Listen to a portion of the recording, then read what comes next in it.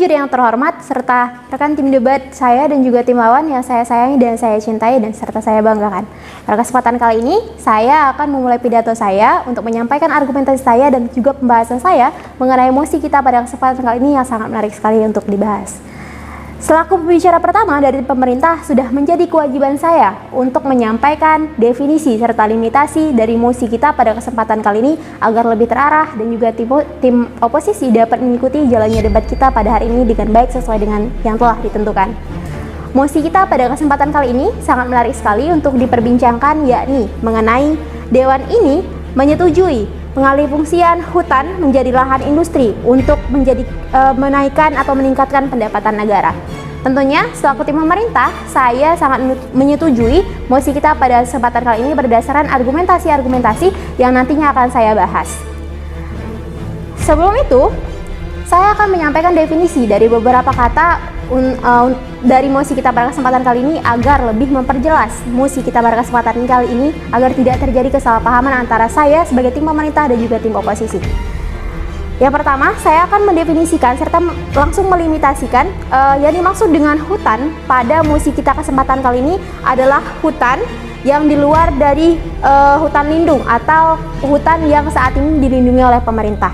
Yang kedua, yakni lahan industri yang dimaksud dalam mosi ini dan yang nantinya akan kami bahas, yakni merupakan lahan industri untuk perkebunan kelapa sawit.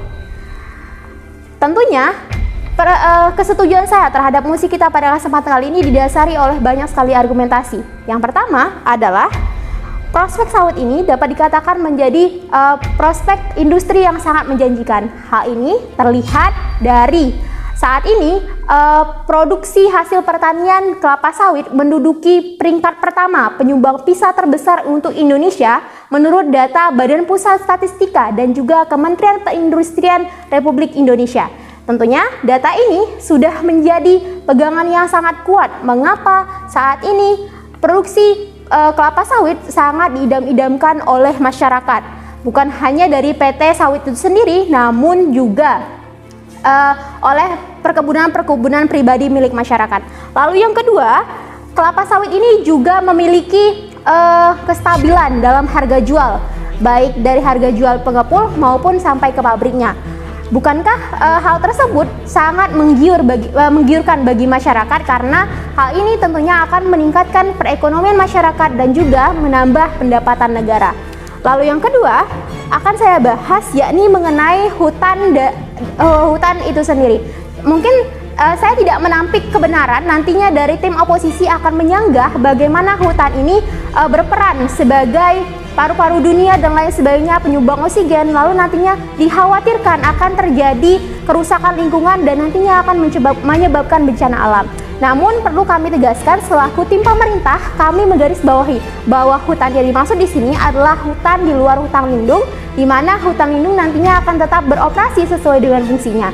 Namun di luar hutan lindung ini nantinya ketika pembangunan lahan industri diikuti juga dengan analisis dampak lingkungan dan beberapa metode-metode khusus sehingga lahan tersebut tidak berdampak besar bagi lingkungan tersebut sehingga tidak terjadinya keadaan-keadaan yang tidak diinginkan seperti terjadinya bencana alam dan lain sebagainya. Interupsi.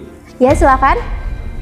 Jika tujuannya adalah untuk bisa meningkatkan perekonomian nasional, mengapa tidak kemudian mengusahakan sektor-sektor ekonomi lain tanpa harus membuka lahan yang bisa menimbulkan berbagai dampak seperti yang sudah saudara sebutkan? Baik, terima kasih atas interupsinya. Akan saya jawab, mengapa kami dari tim pemerintah dengan yakin membuka lahan pertanian berupa lahan kelapa sawit untuk dapat meningkatkan pendapatan negara. Hal ini tentunya seperti yang sudah saya sebutkan dalam argumentasi saya. Yang pertama, kelapa sawit itu merupakan produksi hasil pertanian yang sangat menjanjikan, terbukti dari penyumbang peringkat pertama, penyumbang PISA terbesar untuk negara Republik Indonesia. Lalu yang kedua, kelapa sawit ini bukan hanya kelapa sawit, namun juga sektor-sektor pertanian lainnya merupakan penyumbang data ekspor terbesar untuk Indonesia itu sendiri. Jadi, kenapa tidak lahan-lahan hutan ini nantinya akan kita ganti kepada lahan-lahan pertanian yang lebih menjanjikan?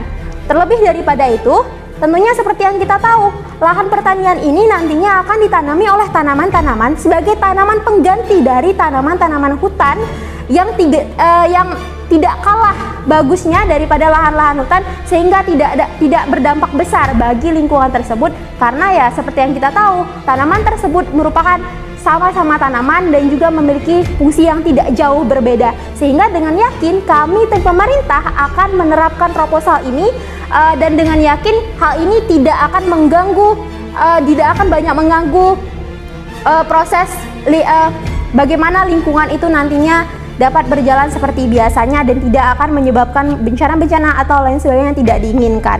Sehingga dengan tegas saya sebagai tim pemerintah menegaskan bahwa sekali lagi berdasarkan argumen-argumen yang telah kami sampaikan, bahwa kami menyatakan sangat setuju dengan mosi kita pada kesempatan kali ini.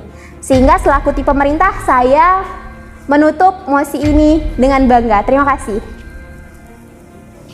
Round 2. Dewan juri yang terhormat serta pembicara pertama tim pemerintah yang saya hormati. Tentunya, sebagai pembicara pertama tim oposisi, saya berdiri sebagai tim yang tidak menyetujui mosi kita pada perdebatan sore hari ini, yakni pengalih fungsian hutan menjadi lahan industri kelapa sawit. Tim pemerintah sudah menegaskan bahwasanya pengertian hutan yang dimaksud adalah hutan di luar hutan lindung, sehingga bagi mereka dapat diusahakan untuk menjadi lahan industri kelapa sawit yang lebih menjanjikan. Tentunya Dewan Juri yang terhormat, sebagai pembicara tim oposisi, saya tidak menyetujui mosi kita pada hari ini dengan didukung beberapa konstruksi berpikir. Tetapi sebelum masuk ke argumentasi-argumentasi kami, saya akan terlebih dahulu memberikan beberapa bantahan terhadap kesalahan berpikir yang telah disampaikan oleh pembicara tim pemerintah. Yang pertama, argumentasi-argumentasi yang dibangun oleh tim pemerintah berada pada asumsi bahwasanya pembangunan industri kelapa sawit dapat memberikan banyak sekali profit ekonomi. Namun tim pemerintah tidak mempertimbangkan adanya dampak-dampak lingkungan yang seharusnya menjadi perhatian bagi mereka. Hal ini Dewan Juri yang terhormat dapat kita perhatikan pada saat status quo saat ini.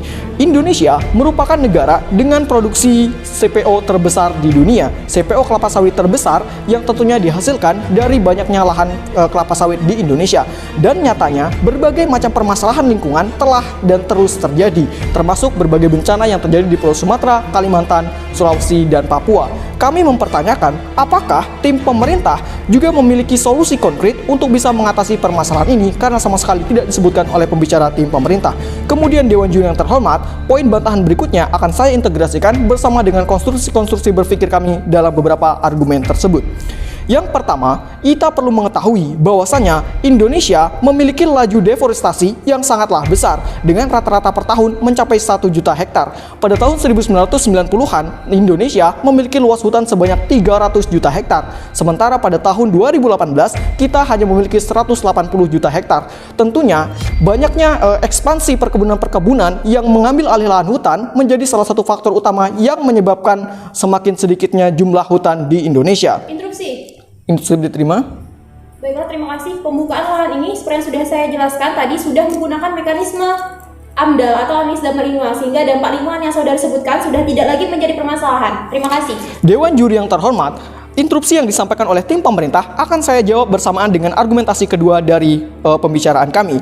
Kami perlu menegaskan bahwasanya argumentasi kami yang kedua adalah bahwasanya pembukaan lahan industri yang terjadi di Indonesia pada saat status quo saat ini menimbulkan berbagai permasalahan meskipun telah diupayakan secara formalitas menggunakan berbagai macam parameter termasuk AMDAL dan lain sebagainya.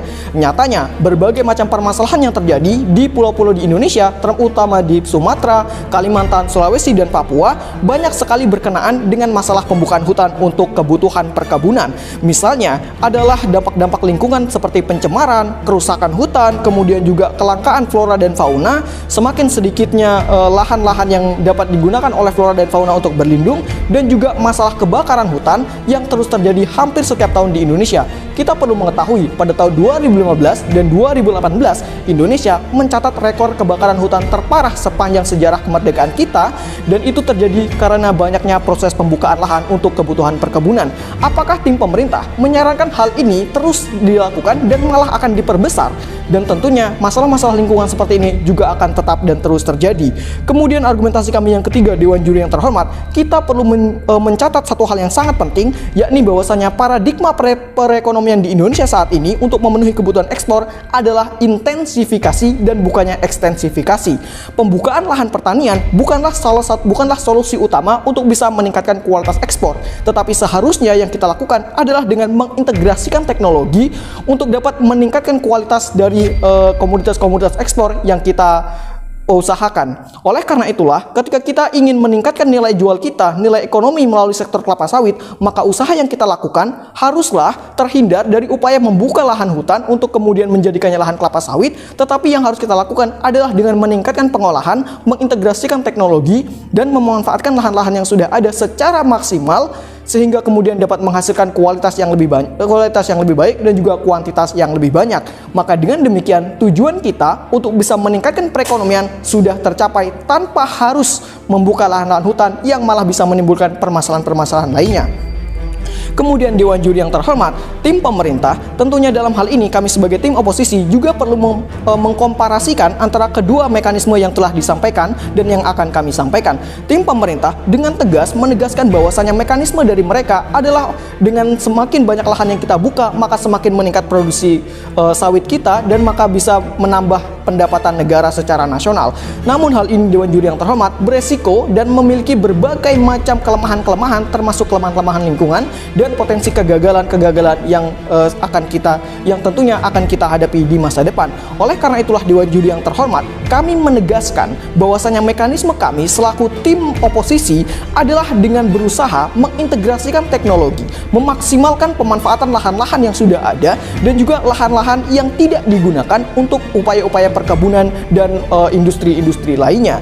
Dengan memanfaatkan lahan-lahan tersebut, maka kita bisa meningkatkan pendapatan negara, meningkatkan kualitas ekspor, meningkatkan kuantitas dari penjualan dari sektor industri kita tanpa harus membuka lahan pertanian yang mengharuskan kita untuk membuka lahan-lahan hutan. Kita juga perlu menjaga keseimbangan antara lingkungan dan ekonomi sehingga ketika kita berusaha untuk bisa meningkatkan sektor ekonomi, kita tidak serta-merta merusak lingkungan dan kemudian mengorbankan lingkungan kita. Oleh karena itulah keseimbangan ini harus kita jaga demi pembangunan sustainable development yang kita cita-citakan tercapai pada tahun 2030. Melalui upaya-upaya yang berkelanjutan, melalui upaya-upaya yang terhitung dan saling berimbang, kami meyakini Dewan Juri yang terhormat, perekonomian kita akan semakin menguat tanpa beresiko lebih banyak terhadap lingkungan. Dewan Juri yang terhormat, lingkungan dan ekonomi adalah dua hal yang harus kita jaga, dua hal yang saling berkaitan satu sama lain, dan dua hal yang tidak boleh kita lupakan. Ketika kita ingin meningkatkan ekonomi, kita juga perlu untuk tetap menjaga lingkungan dan memanfaatkan segala potensi demi menjaga kelestarian alam. Dengan demikian Dewan Juri yang terhormat, kami selaku tim oposisi dengan penuh keyakinan menyatakan ketidaksetujuan kami kepada proposal tim pemerintah untuk melegalkan pembukaan lahan hutan demi pembukaan lahan industri sebagaimana yang tercantum dalam mosi kita pada sore hari ini. Demikian pembicaraan dari saya dan saya bangga menutup mosi kita pada sore hari ini. Terima kasih.